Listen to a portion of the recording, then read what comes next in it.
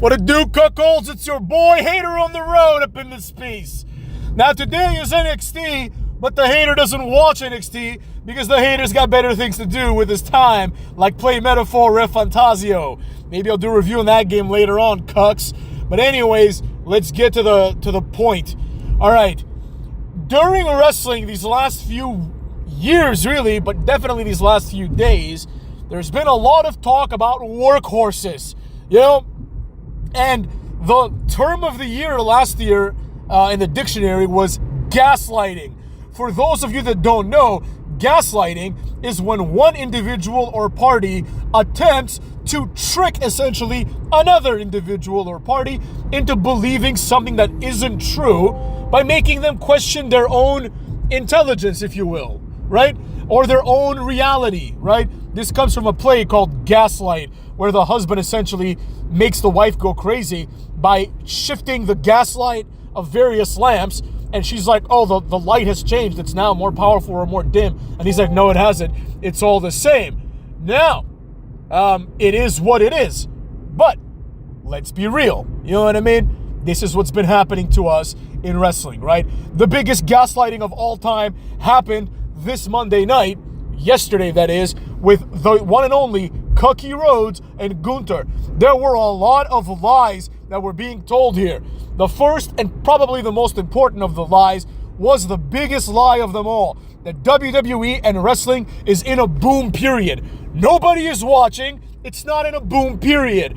It used to be like 8 million and about 9, 7, 8 or so million would watch NFL. Now it's 14 million watch the NFL and about 1.5 million watch Raw. So don't get it twisted. The NFL also has highlights. The NFL also has social media.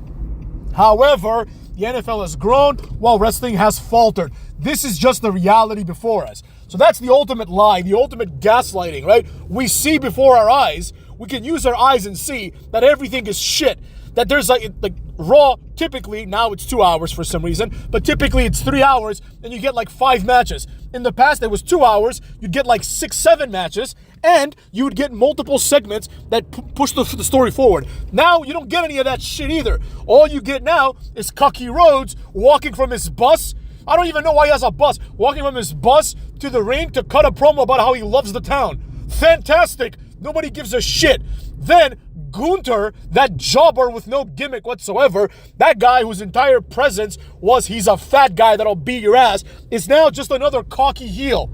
What's the point? We've had 100 cocky heels. Just keep Ziggler. Why do you need Gunther? Just keep Ziggler if you want a cocky heel. Or push The Miz. But nevertheless, here we are. The other gaslighting that happened is perhaps even more egregious. And that is the Gunther gaslighting of him saying explicitly that Cookie Rhodes is one of the workhorses and implicitly that Gunther too is one of the workhorses. This cannot be farther from the truth. I do not think there has been a time in wrestling history, maybe if you go back to like Bruno Sammartino, who was champion for like 15 years, but there has been no time in wrestling history where we've had 2 champions and the title gets defended, like either title gets defended like once every 8 weeks. You know what I mean?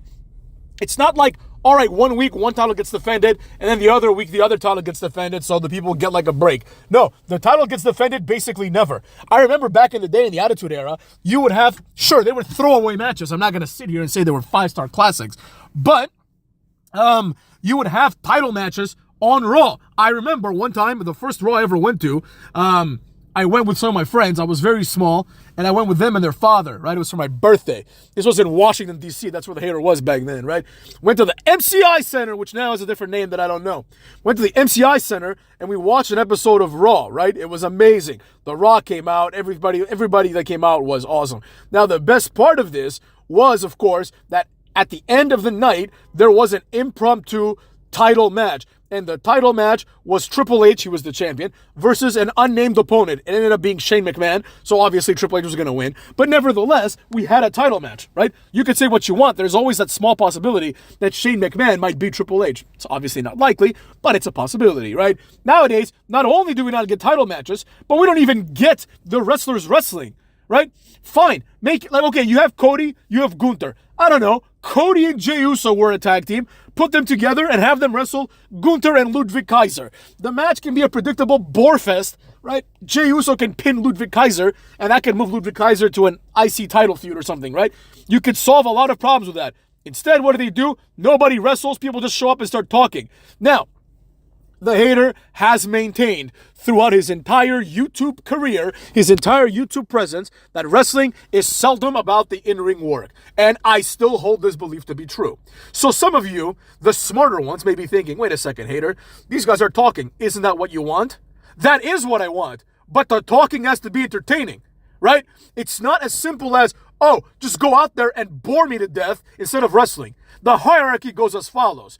If you have someone in the caliber of The Rock or even John Cena, right, a Hulk Hogan or Ric Flair, at this point I'll take a Triple H, you know what I mean? If you have one of this level of talker, right, Bubba Ray, Christian, Edge, if you have one of these guys and they come out and they cut like a 10-minute promo, or there's a 10, 15-minute segment where they cut a promo and someone else interferes and they just have like a stare down, that's fine because that's entertaining. Christian Cage, Kurt Angle, these people will entertain you. Now, if that's not going to happen, and that's also obviously very difficult in the current landscape, at the bare minimum, have the people that suck ass wrestle, right? There's always been wrestlers that have never been good on the mic, but they stood apart by wrestling consistently. An example that comes to mind is Chris Benoit. Chris Benoit was always crap on the mic. Kurt Angle, even though he was excellent on the mic, he was a workhorse. Kurt Angle was wrestling every week. You know what I mean? Every week you'd see Benoit wrestling like The Big Show, or Test, or Christian, or Albert, or somebody like that, right? Every week you'd see these guys wrestling. Nowadays, we have an inferior wrestler with inferior talking, wrestling fewer times. And this is fine to a certain extent, right? This is now the new format, and the hater is known for his adaptation skills. I can adapt to this new format and talk shit about it weekly like I've been doing. However, one thing that I will not tolerate is you show me this new format and then you pretend not only that it's just as good as the old format, but that it is superior. This is disrespectful to the likes of John Cena, Batista, and Randy Orton, who essentially are the previous generation, right?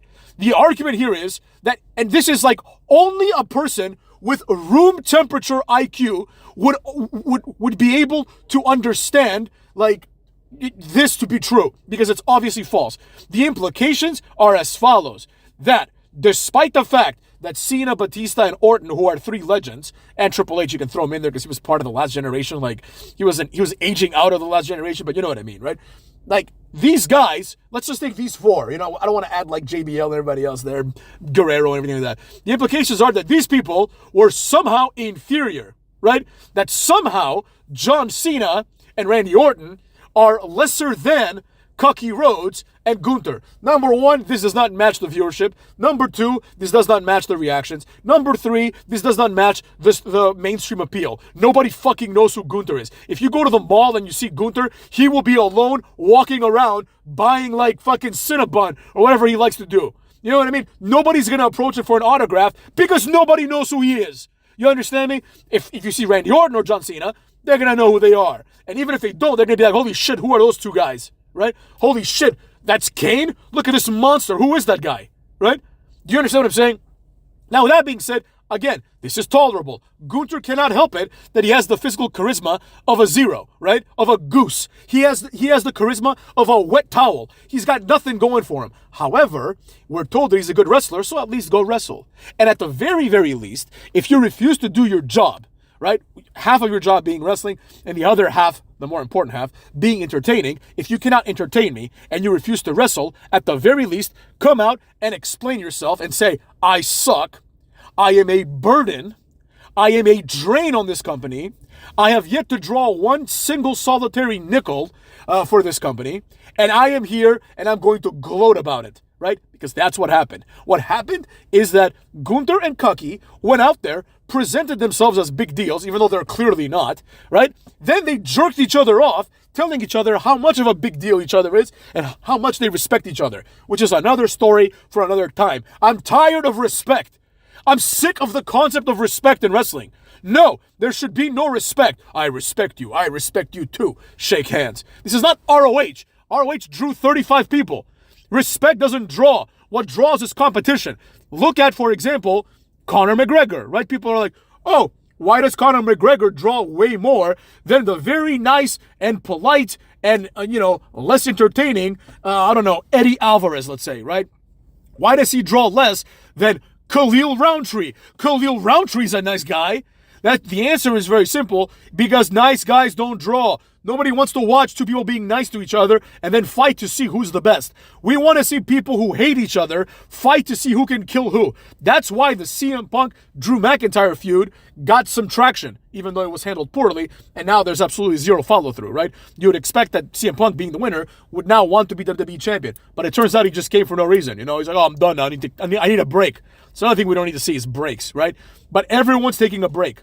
Right? Everyone's waiting for Survivor Series, which I'm sure is going to be presented to us as this one-of-a-kind, like, pay-per-view that everything's going to be amazing. Wow, it's going to be cinema, as the nerds say nowadays, right? It's not going to be cinema. They're going to tell you that it's cinema. They're going to tell you that it's the best-selling Survivor Series of all time because they'll inflate the prices or some bullshit like that, right?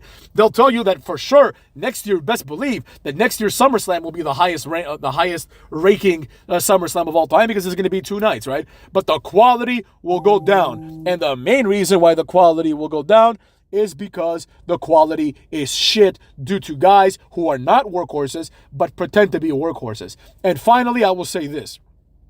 The title of workhorse, if you strip it down to its bare minimum, the title of workhorse is a proxy. It is a heuristic. It is a stand-in for someone who offers virtually nothing except for they're willing to do their job, right?